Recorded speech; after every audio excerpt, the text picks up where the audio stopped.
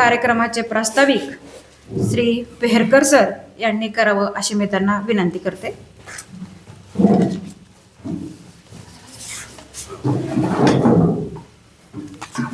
धन्यवाद मॅडम. महात्मा गांधी विद्या मंदिर संचलित कला व वाणिज्य कनिष्ठ महाविद्यालय आयोजित क्रांतीसूर्य महात्मा ज्योतिराव फुले यांच्या पुण्यतिथीच्या कार्यक्रमानिमित्त आपण सर्व या ठिकाणी उपस्थित झालेलो आहोत.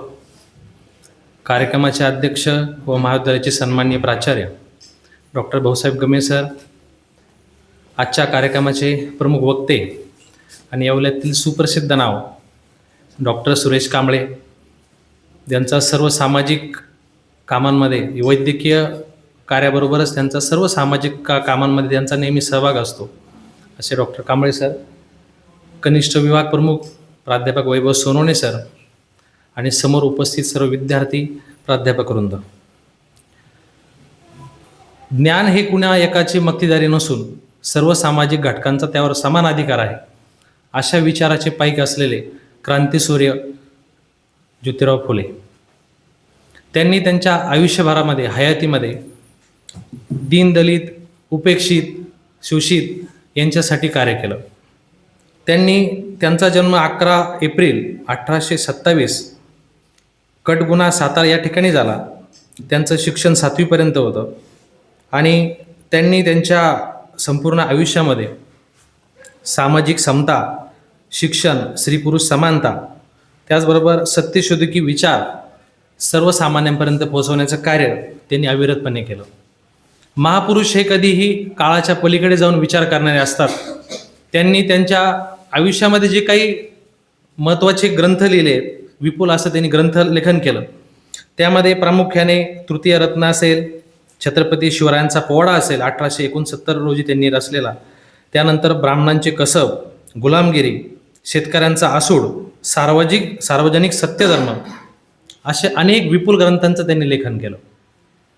त्याबरोबरच त्यांनी 1848 पुण्यातील भिडेवाड्यातील मुलींसाठी पहिली शाळा त्यांनी त्या ठिकाणी सुरू केली आणि खऱ्या अर्थाने स्त्री शक्तीचे, स्त्री उद्धाराचे ती जनक आपण त्या ठिकाणी म्हणतो. त्याचबरोबर त्यांनी दलित ह्या शब्दाचा पहिल्यांदा आपल्या साहित्यामध्ये वापर केला आणि सर्व दलितांना, बांधवांना एकत्र गुंफण्याचं, त्यांच्या हक्कांची जाणीव करून देण्याचं कार्य त्यांनी त्या ठिकाणी केलं. अशा महात्मा फुलेंना 11 मे 1888 रोजी श्री विठ्ठलराव कृष्णाजी वाडेकर यांनी महात्मा ही पदवी बहाल केली. खऱ्या अर्थाने ते महात्मा, आद्य महात्मा असं त्यांना आपण म्हणतो. कारण जसं आत्ताच मी सांगितल्याप्रमाणे कुठलेही महापुरुष हे त्यांच्या काळाच्या पुढे जाऊन विचार करणारे असतात. त्यांचे विचार आजही खऱ्या अर्थाने आजच्या काळाला तर्कसंगत असे विचार त्यांचे आहेत. त्यांनी त्यांच्या ह्या कार्यासाठी त्यांनी अनेक सामाजिक कामामध्ये देखील त्यांनी सहभाग घेतला.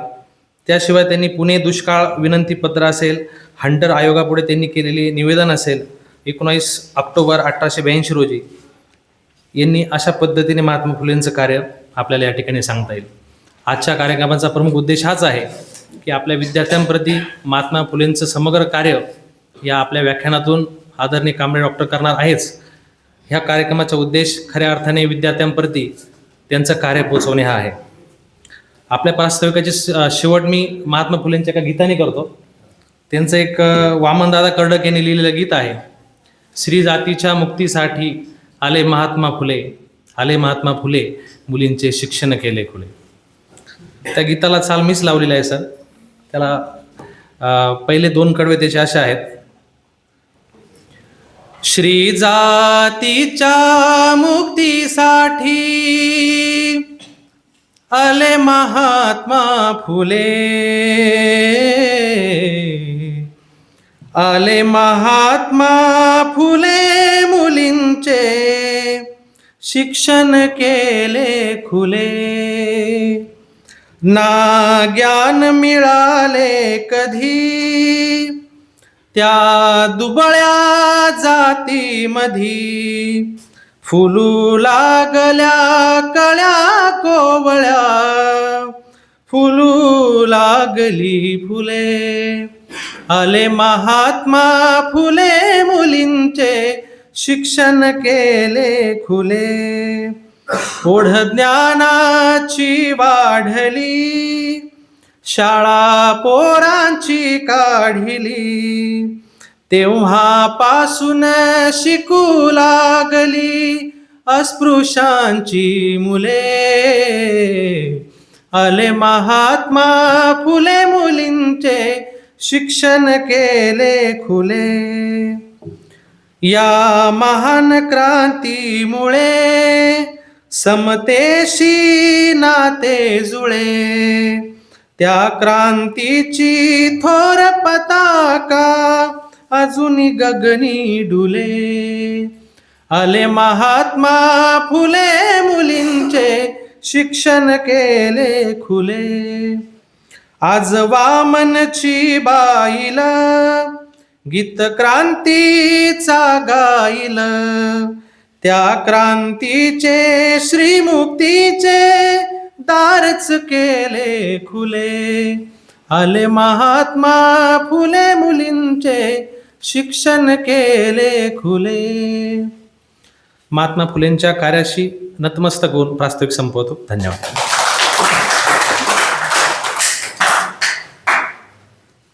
धन्यवाद सर. आपल्या कार्यक्रमाचं प्रास्ताविक आपण सुंदर अशा गीतातून सादर केलं. खूप खूप धन्यवाद सर.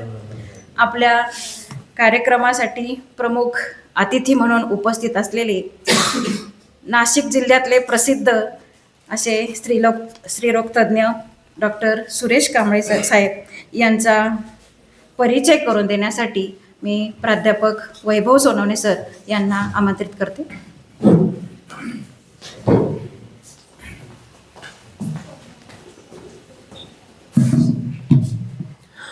आज 25 नोव्हेंबर महात्मा ज्योतिबा फुले यांची 28 नोव्हेंबर महात्मा ज्योतिबा फुले यांची पुण्यतिथी. आजच्या कार्यक्रमानिमित्त आपल्याला कार्यक्रमाचे अध्यक्ष आपल्या कॉलेजचे प्राचार्य डॉक्टर B.V. गमे तसेच सुप्रसिद्ध स्त्रीरोगतज्ञ जे आपल्याला प्रमुख पाहुणे म्हणून लाभलेले असे डॉक्टर सुरेशजी कांबळे सर या ठिकाणी उपस्थित झाले. त्यांचा मी अल्पसा परिचय या ठिकाणी करून देतो. अल्पसा म्हणण्यापेक्षा ते व्यक्तिमत्व येवल्यासाठी म्हणजे अनन्यसाधारण व्यक्तिमत्व आहे. महाराष्ट्रासाठी त्यांचे पेशंट पार परदेशात सुद्धा त्यांचे पेशंट आहे. त्यांचा मी आपल्या शब्दामध्ये थोडक्यात परिचय करून देतोय. ते सुप्रसिद्ध स्त्रीरोगतज्ञ आहे. त्यांचं वंध्यत्व चिकित्सक डॉक्टर कांबळे फर्टिलिटी सेंटर आपले येवल्यामध्येच कोणती विठ्ठलनगरमध्ये त्यांचा दवाखाना पण आहे त्या ठिकाणी. तसेच ते माजी वैद्यकीय अधिकारी सावरगाव येथे त्यांनी जॉब पण केला होता. आता माझ्या मते सोडलेलं आहे सर. त्यानंतर त्यांचं प्राथमिक शिक्षक ते डॉक्टरपर्यंत हे म्हणजे येवल्यामध्येच झाले. तसेच 8,000 महिलांना आई होण्याचे भाग्य देणारा वंध्यत्व निवारण तज्ज्ञ म्हणून त्यांची प्रसिद्ध ओळख आहे. तसेच अतिशय सुस्वभावी, नम्र, सरळ मनाचा माणूस म्हणून त्यांची येवल्यात प्रसिद्धी आहे. प्रत्येकाचा आदर करून अतिशय प्रेमाने बोलणे, आपल्या पेशंटला भावनेने, मायेने, आस्थेने आणि उपचार देणे हे त्यांचे वैशिष्ट्य आहे. आत्तापर्यंत हजाराहून अधिक व्याख्यानातून त्यांनी समाज प्रबोधन आपल्या येवल्यामध्ये, महाराष्ट्रामध्ये तसंच भारतभर केलेलं आहे. पुस्तके, कविता लेखन, पुणे रेडिओ चॅनलवर त्यांची मुलाखत सुद्धा प्रसिद्ध आहे. एक यशस्वी आयुर्वेदिक चिकित्सक. तसेच आत्तापर्यंत 8,000हून अधिक जोडप्यांना त्यांनी वंध्यत्वाची त्यांनी मुक्ती केलेली आहे. तसेच 13हून अधिक जोडप्यांना संतती प्राप्ती त्यांनी त्यांच्या ट्रीटमेंटमधून करून दिलेले आहे. पेशंटचा त्यांचा जो मी मागाशी सांगितलं, त्यांचे पेशंट हे महाराष्ट्रातच नाही, भारतातच नाही, तर पूर्ण जगामध्ये त्यांचे पेशंट आहे आणि ते त्यांच्या संपर्कातही आहे, हे विशेष आहे. महाराष्ट्रातील 36 जिल्ह्यामध्ये त्यांचे पेशंट आहेच आणि 2016मध्ये लंडनमध्ये त्यांनी प्रेझेन्स ऑफ PCOS सादर केले आहे. 2019मध्ये वेद या पुस्तकाचे प्रकाशन मार्गरेट अल्वा या गव्हर्नरच्या हस्ते झाले. रशियातील मॉस्कोच्या पुस्किन युनिव्हर्सिटी नामांकित ग्रंथालयाला त्या ठिकाणी त्यांना मान मिळालेला आहे. तसेच मानाचा वैद्यरत्न राज्यस्तरीय पुरस्कार त्यांना राज्याकडून, आपल्या महाराष्ट्र राज्याकडून दिला आहे. आरोग्य शिरोमणी राज्यस्तरीय पुरस्कार हा पण त्यांना एक पुरस्कार मिळालेला आहे. तसेच महाराष्ट्र गौरव राज्यस्तरीय पुरस्कार, राष्ट्रीय युवा चेतना पुरस्कार हे पण त्यांना मिळालेले आहे. म्हणजे आपल्या येवल्याकरांसाठी हे एक भाग्याचे का आपल्याला असे डॉक्टर आपल्याला येवल्यात मिळालेले आहे. लोक बाहेरून ट्रीटमेंट घेण्यासाठी त्यांच्याकडे येवल्यात येतात आणि आपण आपले हे भाग्याचे आपण का आपल्याला ते येवल्याला सहज उपलब्ध होत आहे. आत्ता पण ते आपल्या कार्यक्रमासाठी त्यांचे पेशंट सोडून आपल्याला सहज उपलब्ध झालेले आहे. ते आपल्या कॉलेजचे प्रेम असल्यामुळे ते आपल्याला सहज या ठिकाणी उपलब्ध झालेले. हा त्यांचा मी अल्पसा परिचय या ठिकाणी संपवतो. धन्यवाद. धन्यवाद सर. त्यांचा अधिकचा परिचय त्यांच्या वक्तव्यामधून होणारच आहे. आपली भारतीय संस्कृती आणि आपल्या भारतीय संस्कृतीप्रमाणे अतिथींचा सत्कार करणं हे आपलं आद्य कर्तव्य आहे. मी आदरणीय प्राचार्य डॉक्टर भाऊसाहेब गमे सर यांना विनंती करते की त्यांनी प्रमुख अतिथी डॉक्टर कांबळे साहेब यांचा यथोचित सत्कार करावा.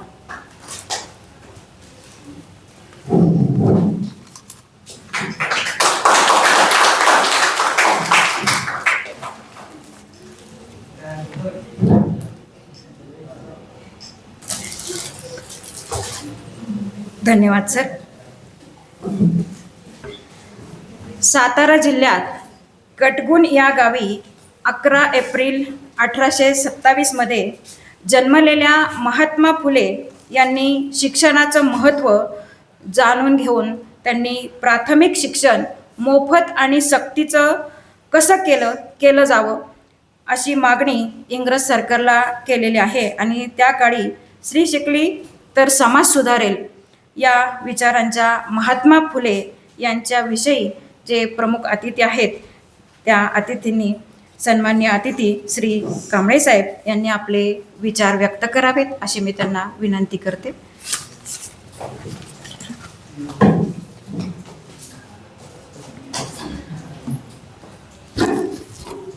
प्रथमतः मी क्रांतीसूर्य ज्योतिबा फुले यांच्या पुण्यतिथी निमित्ताने त्यांना मी त्रिवार अभिवादन करतो.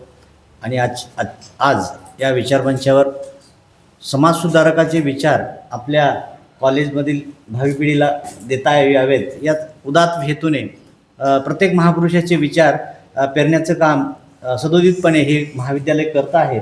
यामुळे मला खूप आनंद होतो. आणि अशा या छोटेखानी पण मोठ्या कार्यक्रमाचे अध्यक्ष माझे मित्र डॉक्टर भाऊसाहेब गमे सर, वैभव सोनवणे सर, राजवळ मॅडम, पेहरकर सरांनी खूप प्रास्ताविक सुंदर केलं.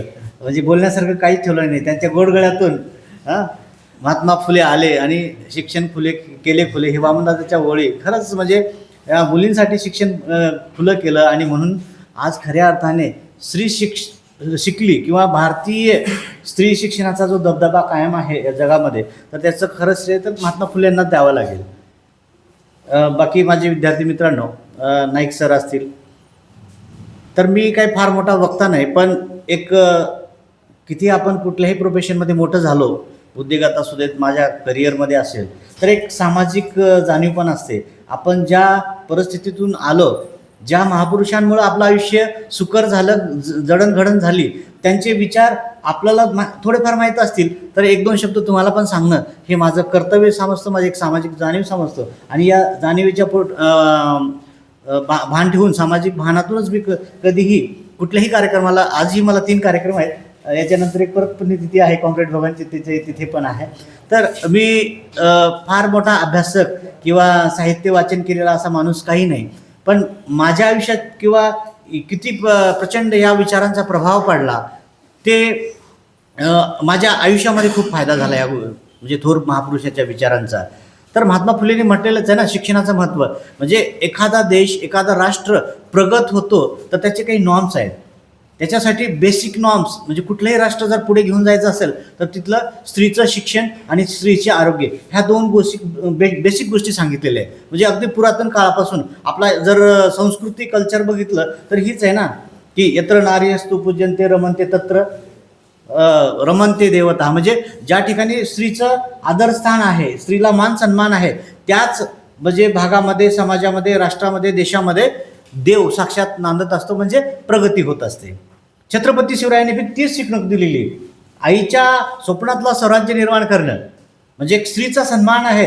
म्हणजे स्त्रीचा, आईचा, बहिणीचा किंवा कुठल्याही स्त्रीचा ज्यावेळेस आदर केला जातो तर त्याच समाजामध्ये, देशामध्ये, राष्ट्रामध्ये प्रगती होत असते. पुढे चालून डॉक्टर बाबासाहेब आंबेडकरांनी बी तेच म्हणाले, एखादं राष्ट्र प्रगत किती झालं हे जर करायचं तुम्हाला समजायचं असेल तर त्या राष्ट्रातल्या महिला किती शिकल्या, किती प्रगत झाल्या, याच्यावरून एखाद्या राष्ट्राची प्रगतीचं मूल्यमापन केलं जाऊ शकतं. आणि आत्ता तर त्याच्या पुढे जो मानव हक्क आयोग आहे किंवा जागतिक मूल्यांकन केलं जातं जागतिक आरोग्य संघटनेपर्यंत, तर याही लोकांनी हेच सांगितलं की बाबा ह्या स्त्रीचं शिक्षण आणि आरोग्यच महत्त्वाचं आहे, एखादा देश पुढे घेऊन जायचं आहे. आणि याची खरी म्हणजे आपल्या भारतीय महिलांच्या शिक्षणाचे प्रणेते क्रांतीसूर्य ज्योतिबा फुले होते. अस्पृश्यांना काय कुठल्याही स्त्रीला शिक्षण घेण्याची मुभा नव्हती. त्या काळामध्ये 1800 पासून त्यांनी जी सुरुवात केली, 1848ला 17 सप्टेंबरला जी पहिली मुलींची शाळा पुण्यामध्ये भिडेवाड्यात निर्माण केली गेली, तर त्यावेळेस त्यांना किती संघर्ष केला गेला. त्यांच्या डोक्यात काय विचार आला असेल बरे. त्यांना काय म्हणजे ते स्वतःचे लेकरं बाळं नव्हते, तुमच्या आमच्यासाठी त्यांनी एवढा त्याग का करून घेतला. त्यांना घर सोडून द्यावं लागलं, त्यांच्या जीवावर हल्ला झाला एक 1856 साली. म्हणजे त्यांचं म्हणजे सुपारी म्हणतो ना आपण, मर्डर करण्याची. कशासाठी? कारण ब्राह्मणवादाच्या विरोधात ज्यांनी जाऊन काम केलं की अस्पृश्यांना किंवा इतर दलित समाजांना शिक्षणाचं द्वार खुलं करून देण्याचं काम हा महात्मा करतोय, तर हा आमच्या म्हणजे वेदाच्या विरोधात आहे, ब्राह्मणवादाच्या विरोधात आहे. म्हणून कटकारस्थान करून त्यांना हल्ला केला गेला 1856 साली. म्हणजे एवढी जोखीम का महात्मा ज्योतिबा फुलेंनी केली बरं? महात्मा ज्योतिबा फुलेंनी अमुक एकाच धर्मासाठी शिक्षण खुलं केलंय का? अमुक एका जातीच्याच मुलींनी यावं, शिक्षण घ्यावं असं म्हटलंय का? अशी त्यांची विचारसरणी होती का? ते महात्मा का झाले किंवा मोठी माणसं का मोठी असतात?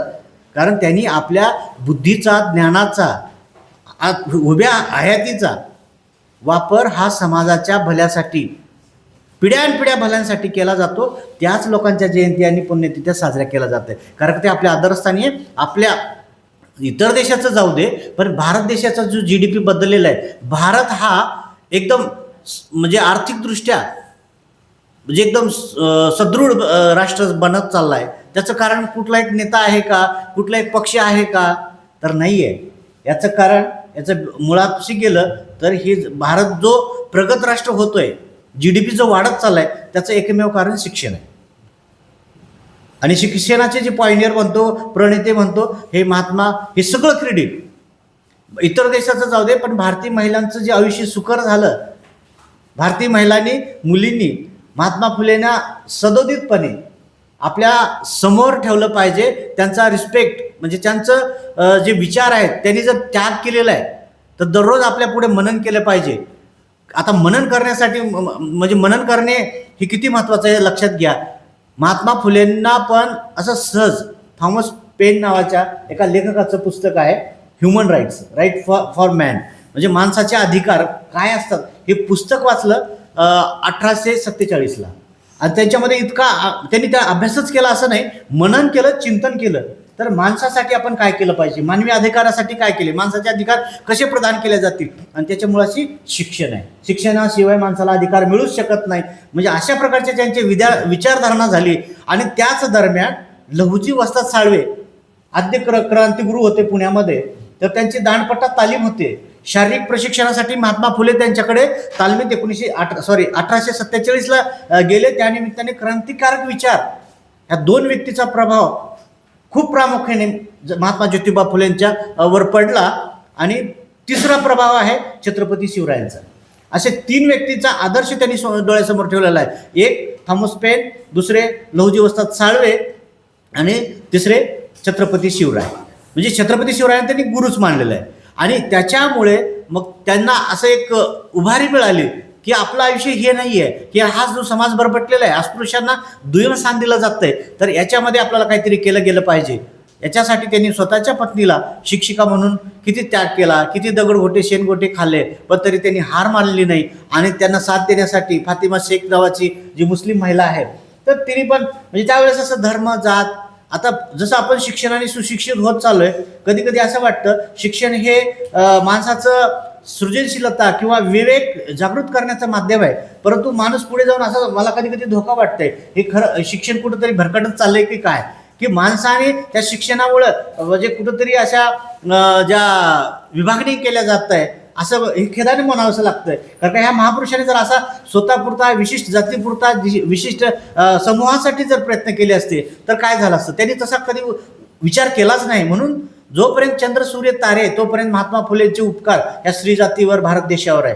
त्याचं कारण काय, ही जी मूळ आहे शिक्षणाचं, किंवा प्रगत राष्ट्राच्या म्हणजे आधुनिक भारताचे खरे शिल्पकार कोण आहेत, तर हेच आहे. म्हणूनच आपण म्हणतो ना, फुले शाहू आंबेडकरांचा जो महाराष्ट्र आहे, पुरोगामी महाराष्ट्र आहे, कारण ह्यांनी विचार दिलेले. छत्रपती शिवरायांचा महाराष्ट्र आहे, कारण त्यांनी आपल्या देशाला, राष्ट्राला किंवा राष्ट्रातील प्रत्येक समाज घटकाला पुढे जाण्यासाठी, पुढे नेण्यासाठी, प्रगत होण्यासाठी, त्यांचं आयुष्य सुकर होण्यासाठी, चांगलं जगणं त्यांना मिळावं, याच्यासाठी त्यांनी धडपड केलेली आहे. आणि म्हणूनच आपलं तुमचं इथलं आजचं बसणं सुद्धा सुकर झालेलं आहे स्त्री जातीचं. कारण स्त्री जातीला एवढं दुःख आहे, एवढा त्याग आहे. मी आत्ताच एक 10 दिवसापूर्वी 5 देशामध्ये गेलो होतो. एका देशामध्ये जाताना तिथला तो गाईड असतो, त्या गाईडने मला असं सांगितलं की 80% फक्त पुरुषांसाठी इथं रिझर्वेशन आहे. म्हणजे समजा मेडिकलच्या 100 सीट आहे MBBSच्या, तर त्यातल्या अमुक धर्मासाठी आणि अमुक जेंडरसाठी 80%. म्हणजे जेंडर इक्वेलिटी असू दे किंवा सामाजिक समता प्रस्थापित करण्यासाठी खऱ्या अर्थानं काम जर या देशामध्ये कोण केलं असेल, महात्मा फुले यांनी केलेलं आहे. आजही ह्या आधुनिक म्हणजे वायफाय 5Gच्या युगामध्ये सुद्धा आज सुद्धा डिस्क्रिमिनेशन होताना वेगवेगळ्या प्रगत देशामध्ये, मी देशाचं नाव नाही सांगत, पण ही सत्य घटना आहे. आजही महिलांचं जगणं एवढं सोपं नाही, विशिष्ट कम्युनिटीमध्ये असू दे, विशिष्ट देशामध्ये असू दे. आपल्या देशाचे प्रिन्सिपल चांगले होते, संविधान चांगलं होतं, विचार चांगले होते, महापुरुष चांगले होते, म्हणून या महिलांचं, या देशाचं खऱ्या अर्थानं जगणं सुंदर झालेलं आहे. हे जगणं सुंदर होण्यासाठी महात्मा फुलेने किती त्याग केलेला आहे, काय काय काम केलेलं आहे, किती साहित्य संपदा केलेली आहे. त्यांनी सांगितलेलं आहे शिक्षण किती महत्वाचं आहे. विद्येविना माहिती आहे ना तुम्हाला, मती गेली, मतीविना नीती गेली, नीतीविना गती गेली, गतीविना वित्त गेले, वित्ताविना शूद्र खचले, आणि एवढे अनर्थ एका अविद्येने केले. माणूस जर अडाणी राहिला तर सगळं तुमचं बट्ट्याबोळ झाल्याशिवाय तुमच्या आयुष्यात राहणार नाही. शिक्षण महत्त्वाचं आहे. शिकल्याशिवाय माणसाला मान, सन्मान, प्रतिष्ठा किंवा त्याचं जगणं सुकर होऊ शकत नाही. म्हणून शिक्षण महत्त्वाचं आहे.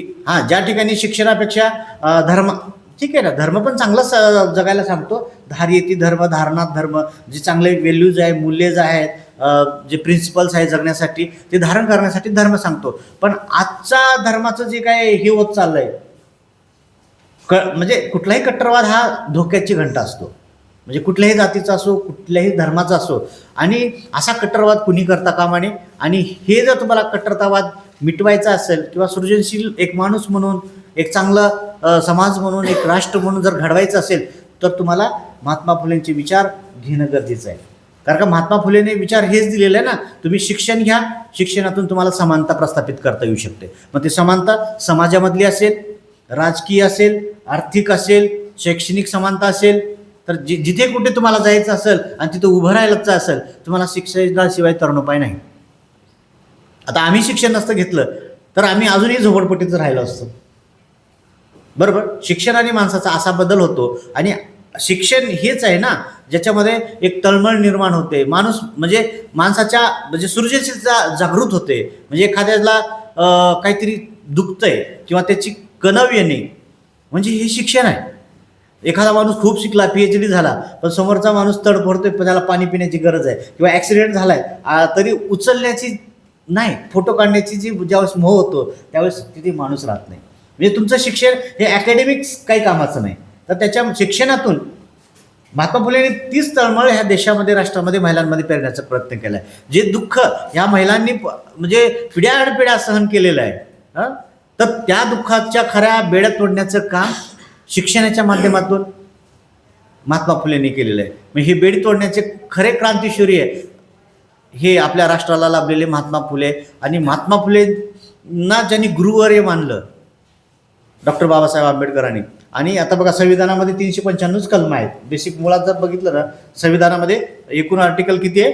395. आता 395 डॉक्टर बाबासाहेब आंबेडकरांनी कलम का आणली संविधानामध्ये?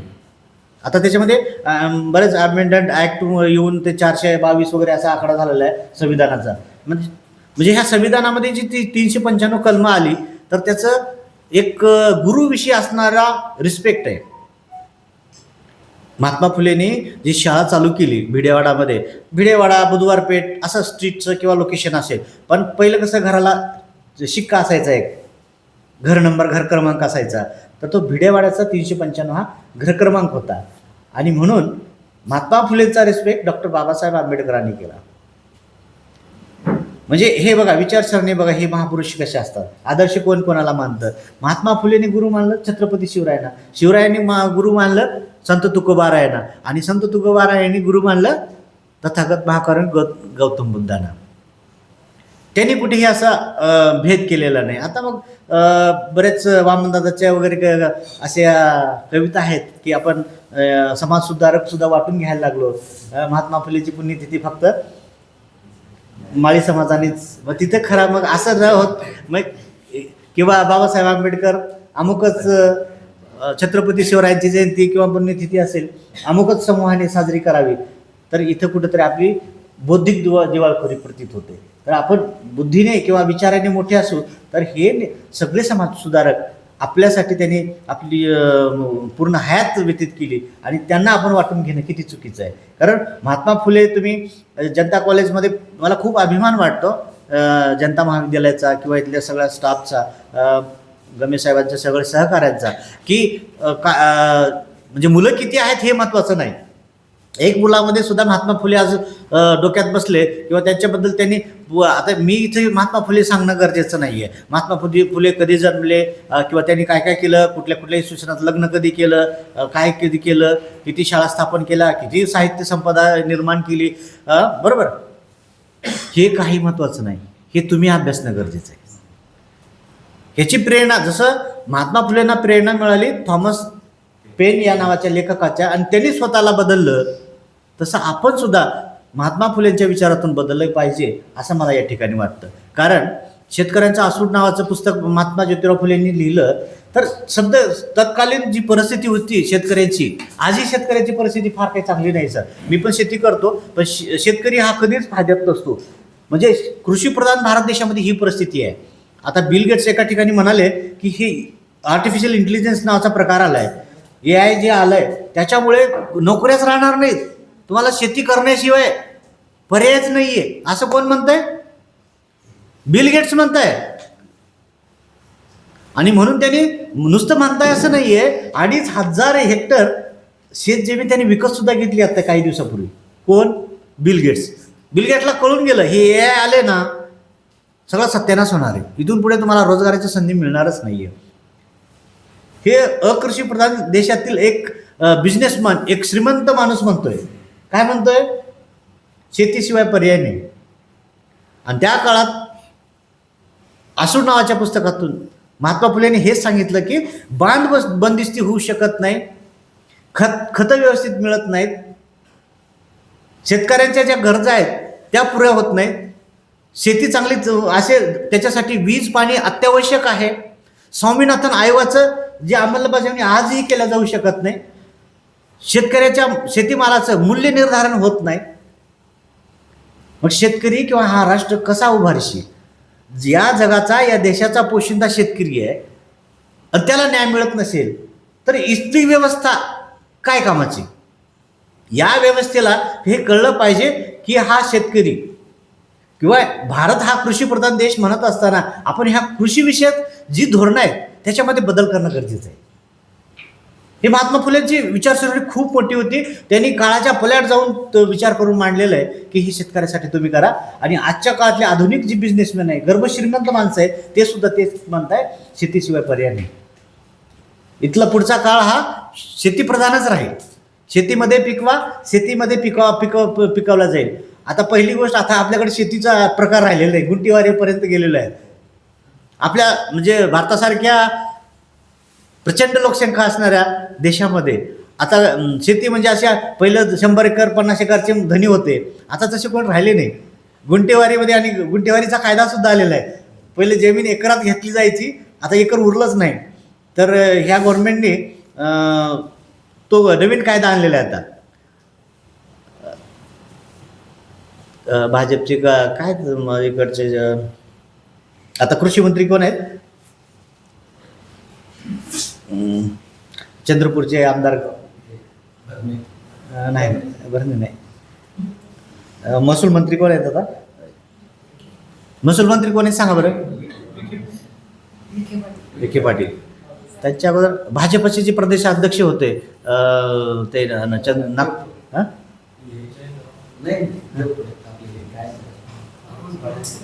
बावनकुळे, चंद्रकांत बावनकुळे, राईट.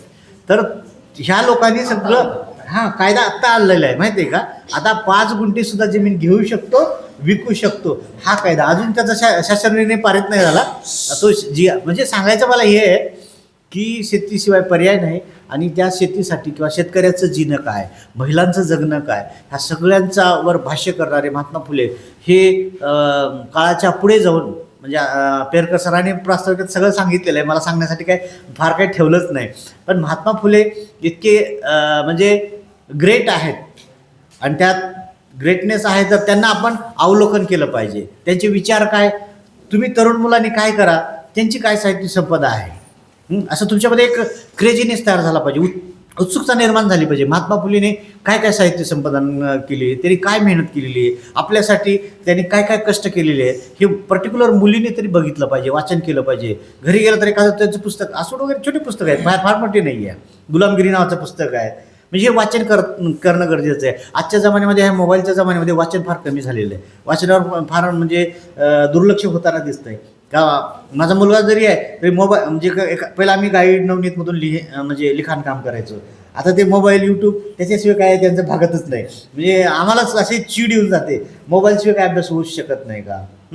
तर हे मोबाईलच्या माध्यमाने तुमचं वाचन कमी केलेलं आहे. त्यावर वाचन पुन्हा वाढवणं गरजेचं आहे. आणि वाचन वाढवलं किंवा तुम्ही अभ्यास केलात, माहिती घेतली, तर आपल्याला कळेल की हे महापुरुषांनी आपल्यासाठी काय मेहनत केलेली आहे. आणि आपलं आजचं जगणं एवढं सुंदर आहे, सुकर आहे, त्याचे सगळं श्रेय हे महात्मा ज्योतिबा फुलेंना जातं.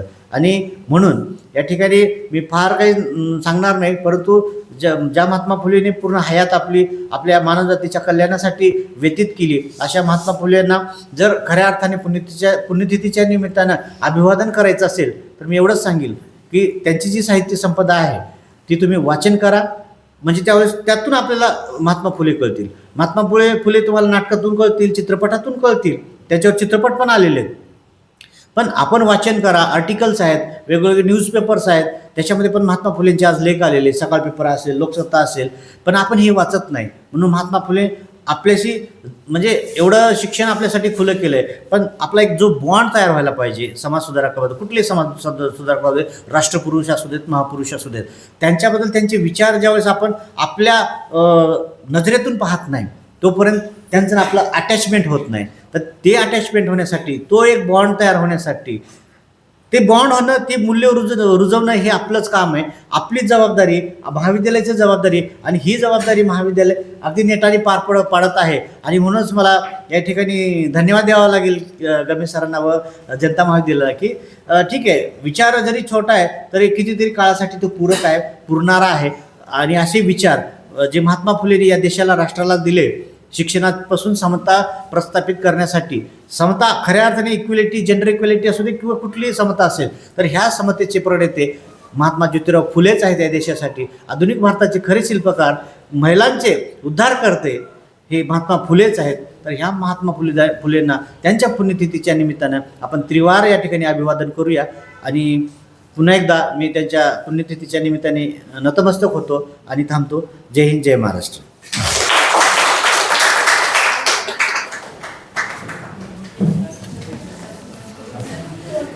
धन्यवाद सर.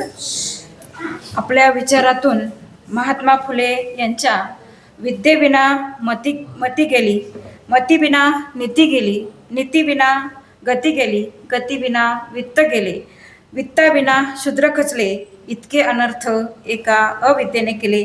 या विचारांचा प्रत्ययाला खूप खूप धन्यवाद सर. आजच्या कार्यक्रमाचे प्रमुख अध्यक्ष आपल्या महाविद्यालयाचे आदरणीय प्राचार्य यांना मी विनंती करते की त्यांनी आपलं अध्यक्षीय मनोगत व्यक्त करावं.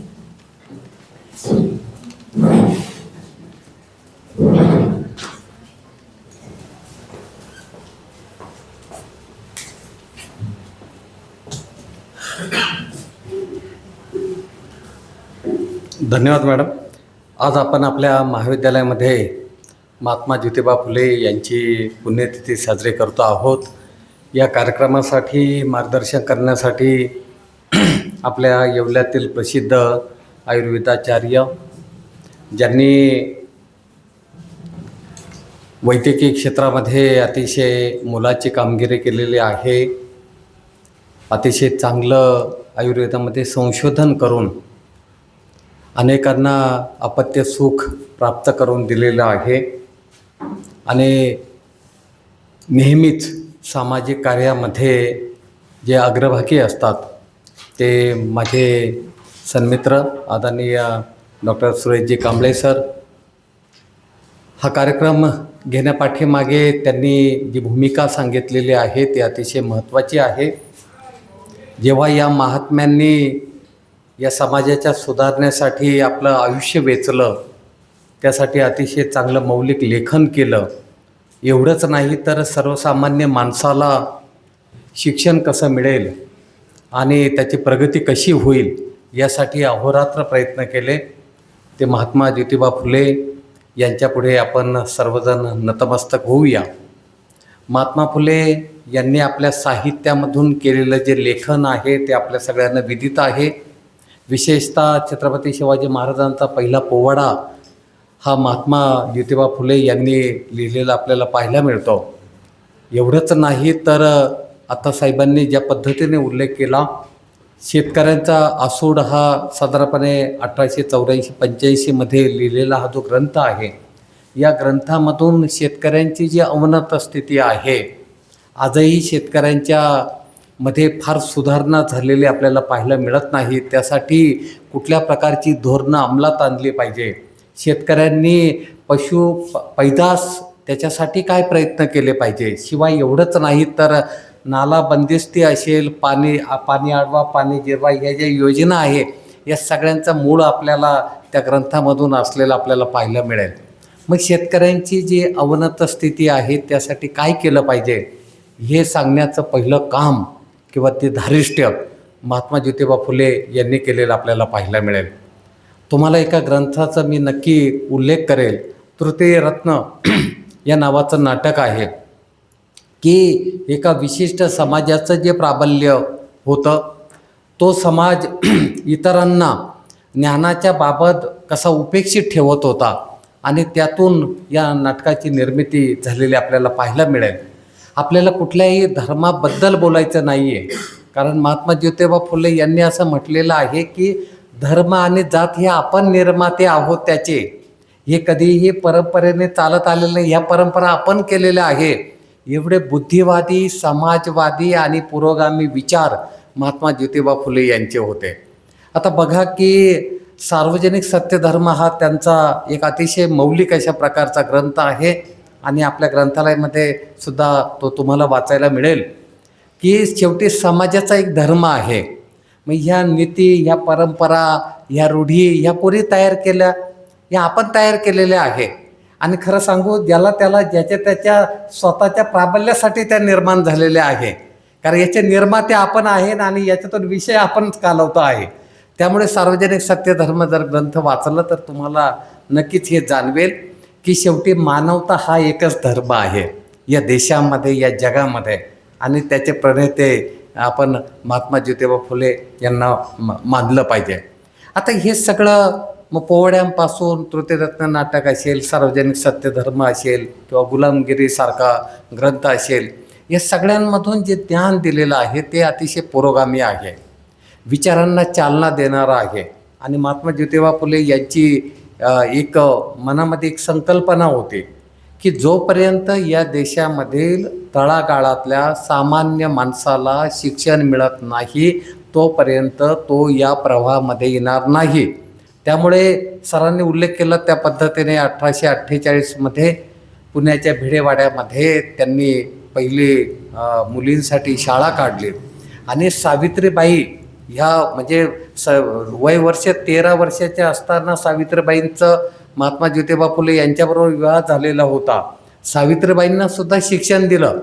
आता बऱ्याच वेळेस काय होतं की आज आपण उपदेश करतो, परंतु तो उपदेश आपल्यामध्ये आपण जर अंगीकारत नसू तर त्या उपदेशाला अर्थ नसतो. तुम्ही महात्मा ज्योतिबा फुले यांचा धनंजय कीर आणि इतरांनी संपादित केलेला आणि साहित्य संस्कृती मंडळांनी एकूण फुल्यांच्या वाङ्मयावरती काढलेला ग्रंथ जर वाचला तर महात्मा ज्योतिबा फुले किती पुरोगामी होते, त्यांची विचार शुद्धता किती होती.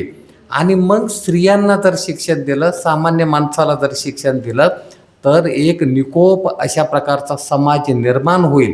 आणि महात्मा फुले यांनी पाहिलेलं हे जे स्वप्न आहे ते आज कुठेतरी आज आपल्याला पाहायला मिळतं आहे.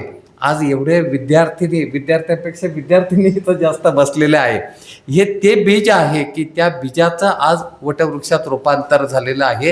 ही बीज हा शब्द मी विचारांसाठी वापरलेला आहे. एखादा विचार एखादा महापुरुष देतो तेव्हा त्याचे परिणाम त्या समाजावरती थोडे हळू होतात, परंतु ते स्थिर राहणारे असतात, ते अक्षय राहणारे असतात, ते कायम टिकणारे असतात. आणि मग महात्मा ज्योतिबा फुले हे यांचं नाव म्हणजे आपण फुले शाहू आंबेडकर यांचा महाराष्ट्र म्हणतो. म्हणजेच या समाजसुधारकांनी जे लेखनामधून म्हणजे सार्वजनिक सत्यधर्म जर तुम्ही वाचला असेल तर शेवटी हा धर्म कोणता आहे? हा धर्म हा मानवतेचा आहे. की पुन्हा पुन्हा उल्लेख करतो, हा मानवतेचा धर्म आहे. आणि या मानवतेचा धर्माचा विसर लोकांना पडलेला होता. विशिष्ट जातीमध्ये, विशिष्ट पंथामध्ये हे सगळं आपण बंदिस्त झालेलो होतो. आणि मग असा समाज हा निकोप असू शकत नाही. मग या जात पंथ धर्मामध्ये अडकलेल्या समाजापेक्षा हा पुरोगामी विचार घेऊन, नवप्रेरणा घेऊन समाज उभं करण्याचं काम महात्मा ज्योतिबा फुले यांनी केलेलं आहे. महात्मा ज्योतिबा फुल्यांचा मी सरांना सांगू इच्छितो की सर, डॉक्टर असोसिएशनच्या वतीने आम्ही जवळजवळ 500 विद्यार्थ्यांना सत्यशोधक हा चित्रपट दाखवला होता. त्या पाठीमागे माझी भूमिका एकच होती की विद्यार्थ्यांना या माध्यमातून का होत नाही, महात्मा ज्योतिबा फुले सावित्रीबाईंचे विचार हे मुलांच्या मनापर्यंत पोहोचले पाहिजे. आजही तुम्ही महात्मा ज्योतिबा फुले यांच्यावरचा तो चित्रपट बघा. अनेक त्यांची जे ग्रंथ आहे ते ग्रंथसंपदा वाचा. त्यातून तुमची एक विचारधारा तयार होईल. शेवटी आपण माणूस जर असू तर आपल्याला संपूर्ण जग हे जे ज्ञानेश्वर महाराजांनी पाहिलेलं जे स्वप्न होतं की संपूर्ण जग मला कुटुंबासारखं वाटलं पाहिजे. आणि ती भूमिका या सगळ्या समाजसुधारकांनी घेतलेली आहे. त्यामुळे आज आपण या सगळ्या गोष्टींचा विचार विनिमय करतो आहोत आणि त्यासाठी डॉक्टर कांबळे साहेबांसारखे अतिशय पुरोगामी विचाराचे वक्ते आपल्या महाविद्यालयामध्ये आले. त्यांनी महात्मा ज्योतिबा फुले यांचा विचार दिला, परंतु हा विचार घेऊन आपण प्रत्यक्ष आपल्या आचरणात हे विचार कसे आणू याबाबत जे मार्गदर्शन केलेलं आहे ते अतिशय महत्त्वाचं आहे. कनिष्ठ महाविद्यालयाचे प्रमुख वैभव सोनवणे सर, आमच्या राजवाड मॅडम आणि कनिष्ठ पेरकर सर, नाईक सर, सगळेच कनिष्ठ महाविद्यालयाचे सगळ्या प्राध्यापकांनी अतिशय नेटकेपणाने या कार्यक्रमाचं आयोजन केलं. त्याबद्दल त्यांनाही मी धन्यवाद देतो. धन्यवाद.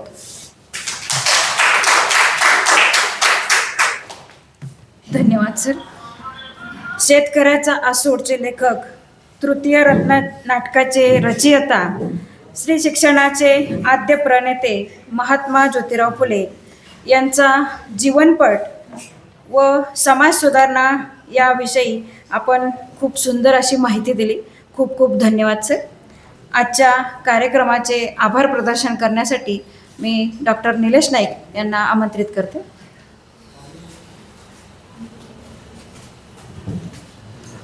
धन्यवाद मॅडम. सर्वप्रथम मी आज आपल्या महाविद्यालयामध्ये महात्मा ज्योतिबा फुले यांची पुण्यतिथी, त्यांना अभिवादन करतो आणि माझ्या आभाराला सुरुवात करतो. महात्मा गांधी विद्या मंदिर संचलित कला व वाणिज्य कनिष्ठ आणि वरिष्ठ महाविद्यालय येवला आज या ठिकाणी महात्मा ज्योतिबा फुले यांच्या पुण्यतिथीनिमित्त विशेष कार्यक्रमाचं आयोजन करण्यात आलेलं आहे. या कार्यक्रमाला उपस्थित आपल्या महाविद्यालयाचे कुटुंब प्रमुख प्राचार्य डॉक्टर भाऊसाहेब गमे सर हे उपस्थित आहेत. त्यांचंही मी महाविद्यालयाच्या वतीने आभार व्यक्त करतो. तसेच आजच्या कार्यक्रमाचे प्रमुख वक्ते आपल्या येवल्यातील सुप्रसिद्ध स्त्रीरोगतज्ञ, येवल्यातीलच नव्हे तर कुठेतरी जगाच्या पाठीवर त्यांचं नाव पोचलेलं आहे आणि त्यांनी आपल्याला महात्मा ज्योतिबा फुले यांचे विचार आपल्या विद्यार्थ्यांपर्यंत पोचवले. खरं तर सर तुम्ही फार छान मार्गदर्शन केलं. सरांनी जसं सांगितलं तिथं आज इथे ज्या विद्यार्थिनींची संख्या आपल्याला दिसते, खरं तर हे महात्मा ज्योतिबा फुले यांनीच पेरलेलं एक बीज आहे. आणि म्हणूनच तसंच दुसरं एक जे तुम्ही सांगितलं की आज आपण आधुनिक युग म्हणतो, पण या आधुनिक युगामध्ये आज कुठेतरी माणुसकी नावाचं जे प्रकार आहे हे आपण विसरत चाललेलो आहे. आजही मला आठवतं सर, मी समथिंग 1997-98ला 4वी-5वीला असेल तेव्हा मी शिकलो की राजाराम मोहन राय यांनी विधवा बंद केला किंवा जाती प्रथा बंद केल्या गेल्या, वेगवेगळ्या अस्पृश्यांसाठी सगळ्या समाजाला शिक्षण महात्मा ज्योतिबा फुले यांनी दिलं. पण कुठेतरी शिक्षण पूर्ण झाल्यानंतर जेव्हा बाहेर पडलो तेव्हा मला असं जाणवलं की आजही आपण बघतो तर परिस्थिती मात्र काही बदललेली नाही आहे. कुठेतरी आजही आपल्याच लोकांनी, आपल्याच समाजाच्या लोकांनी कुठेतरी या महापुरुषांना तुम्ही म्हटल्याप्रमाणे जातीमध्ये विभागून घेतलेलं आहे. आणि खरंच मी माझ्या विद्यार्थ्यांना नेहमी म्हणत असतो, तुम्हाला जर काहीतरी चांगलं करायचं असेल किंवा चांगलं वावरायचं असेल तर सगळ्या जाती धर्म बाजूला ठेवा आणि एक चांगला माणूस, चांगला व्यक्ती म्हणून वावरा, तरच तुमच्या कुठेतरी आईवडिलांचं नाव पुढे निघेल हे नक्कीच. आणि म्हणून आपल्या या प्रमुख वक्त्यांचं त्यांनी मार्गदर्शन आपल्याला छान केलेलं आहे आणि ते तुम्हाला नक्कीच प्रेरणादायी ठरेल. म्हणून मी त्यांचं आपल्या महाविद्यालयाच्या वतीने डॉक्टर सुरेशजी कांबळे यांचा मी आभार व्यक्त करतो. त्यानंतर आपल्या महाविद्यालयाचे कनिष्ठ विभाग प्रमुख ज्यांनी पाहुण्यांचा परिचय करून दिला, प्राध्यापक वैभव सोनवणे सर यांचंही मी महाविद्यालयाच्या वतीने आभार व्यक्त करतो. तसंच ज्यांनी सुंदरसं प्रास्ताविक केलं आमचे सन्मित्र प्राध्यापक धनंजय बेहरकर सर यांचंही मी महाविद्यालयाच्या वतीने आभार व्यक्त करतो. आणि ज्यांनी आमच्या सहकारी प्राध्यापिका राजोळ मॅडम यांनी चांगलं सूत्रसंचालन केलं, यांचंही मी महाविद्यालयाच्या वतीने आभार व्यक्त करतो. आणि ज्यांचं वेळोवेळी तांत्रिक सहाय्य आपल्याला लाभत असतं, जे माझे मित्र प्राध्यापक गणजकर सर यांचंही मी आभार व्यक्त करतो. आणि त्यानंतर सोमा मामा असतील, जाधव मामा असतील, यांचंही नेहमी सहकार्य असतं आपल्याला, यांचंही मी महाविद्यालयाच्या वतीने आभार व्यक्त करतो. आणि इथे बसलेले सगळे माझे प्रिय विद्यार्थी, तुमचंही मी महाविद्यालयाच्या वतीने आभार व्यक्त करतो. आणि अध्यक्षांच्या वतीने कार्यक्रम संपला असं जाहीर करतो. धन्यवाद.